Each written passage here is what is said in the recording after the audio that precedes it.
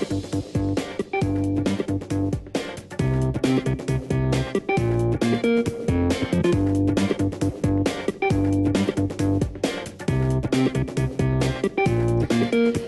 לכם, המהדורה הצעירה של חדשות 2 כאן בערוץ הילדים ובלוגי, אנחנו מתחילים.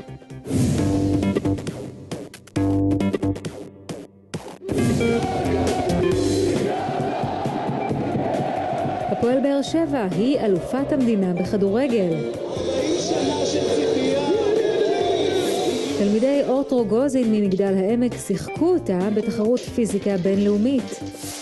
מה עושים כשלא מסכימים? מדברים על מה שכן. פרויקט חדש מפגיש יהודים וערבים. בקפוארה ובתופים, הלפיד האולימפי ממשיך את מסעו בברזיל.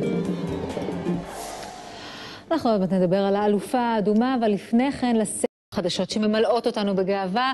אלו הם תלמידי אורט רוגוזין במגדל העמק שזכו בתחרות הפיזיקה הבינלאומית על שם רוב גולדברג בתואר חביב הקהל.